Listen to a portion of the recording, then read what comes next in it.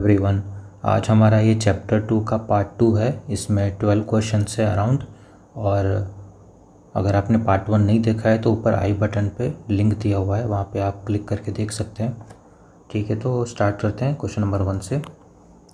Mahesh age 25 applies for a non transport driving licence. The DL issued to him will be valid for. अब यहाँ पे as इसकी दी हुई है 25 और नॉन ट्रांसपोर्ट ड्राइविंग लाइसेंस के लिए इसने अप्लाई किया है, तो इसको जो DL इश्यू होगा उसकी वैलिडिटी कितनी होगी।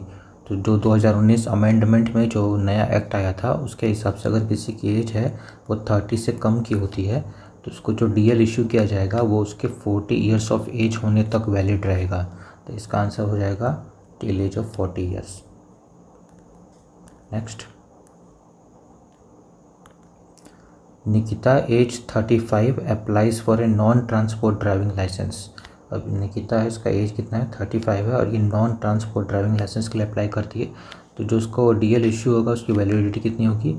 तो जिसकी एज 30 है, 30 मतलब जिसकी एज 30 से कम है, 30 नहीं 30 से कम, तो उसकी वैलिडिटी होगी till the age of 40 years.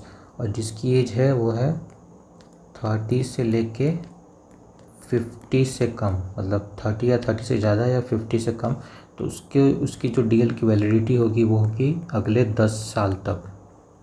ठीक है, तो इसकी एज है 35, तो उसका जो DL इशू होगा वो अगले 10 साल तक वैलिड होगी, या फिर कह सकते हो उसकी एज 45 तक वैलिड होगी। तो इसमें टिल एज 45 दिया नहीं है, तो इसका आंसर हो जाएगा 10 ईयर्स।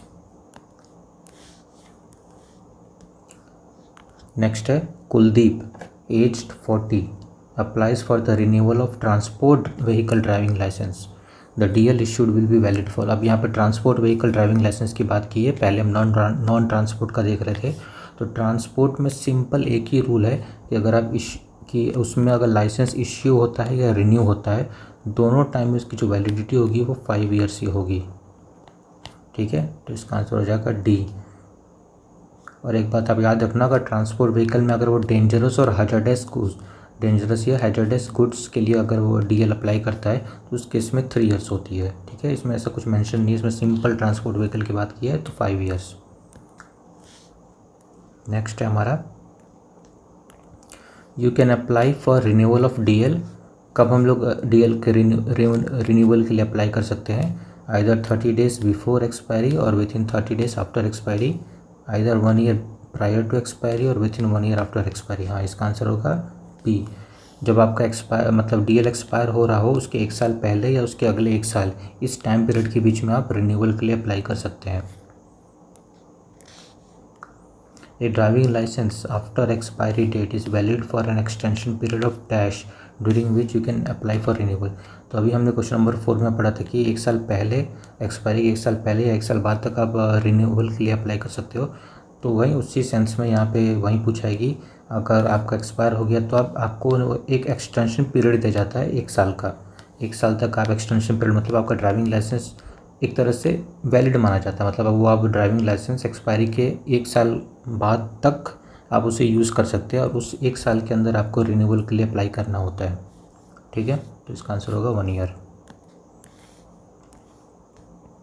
नेक्स्ट है, if the application for renewal is made more than dash after DL expiry, the licensing authority refuses to renew the DL unless the applicant undergoes and passes to its satisfaction the test of competence to drive, मतलब DL test.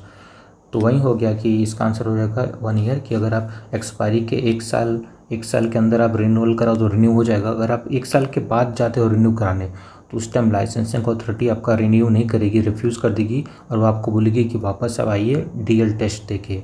ठीक है, तो आपको वापस से सब कुछ करना पड़ेगा, DL टेस्ट हो गया उसके बाद आपको लाइसेंस मिलेगा। ठीक है, तो 1 साल आप याद रखना ही। Which section of motor vehicle act 1988 deals with the revocation of driving licence on the grounds of disease and disability. तो ये है, इसका आंसर है सेक्शन 16। सेक्शन 16 में बात किया गया है कि on the grounds of disease and disability driving licence का रिवोकेशन। ठीक है, next, Which section of Motor Vehicle Act 1988 deals with the driving license to drive motor vehicles belonging to central government। तो ये इंपॉर्टेंट सेक्शन आप याद रखना, ये section 18 है। यहाँ पे बात की गई है कि सेंट्रल गवर्नमेंट के द्वारा जो मोटर व्हीकल होते हैं उनका ड्राइविंग लाइसेंस की बात की यहाँ पे, ठीक है। Minimum age to drive motor vehicle belonging to the central government, इसका आंसर है 18 साल की उम्र होनी चाहिए आपको सेंट्रल गवर्नमेंट की व्हीकल ड्राइव करने के लिए। 20 नहीं, याद रखना 18। ट्रांसपोर्ट व्हीकल में होता था 20, लेकिन सेंट्रल गवर्नमेंट की व्हीकल के लिए 18 होता है। नेक्स्ट है हमारा, who has the power to issue DL to vehicles belonging to the central government as mention in section 80। तो ये आप याद रखना, इसका आंसर होगा such authority as may be prescribe by central government.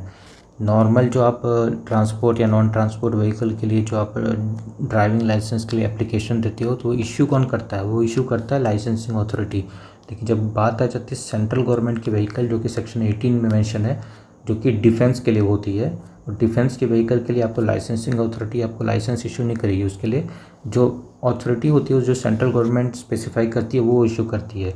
For example army के लिए होता है मेजर या उससे ऊपर का, और नेवी के लिए होता है लेफ्टिनेंट कमांडर, और एयरफोर्स के लिए होता है स्क्वाड्रन लीडर। ये सब पोस्ट है, इनके या इनके ऊपर वाले आपको ड्राइविंग लाइसेंस इशू करते हैं, तो आप ये बात ध्यान रखना। नेक्स्ट है हमारा, the vehicles belonging to the central government as in section 18 are used for. तो पहला ऑप्शन है कॉमर्शियल पर्पसेस अनकनेक्टेड विद, ये गलत है। बी है डिफेंस पर्पसेस, हाँ ये डिफेंस पर्पस के लिए ही यूज़ किया जाता है, कोई कमर्शियल काम के लिए यूज़ नहीं किया जाता।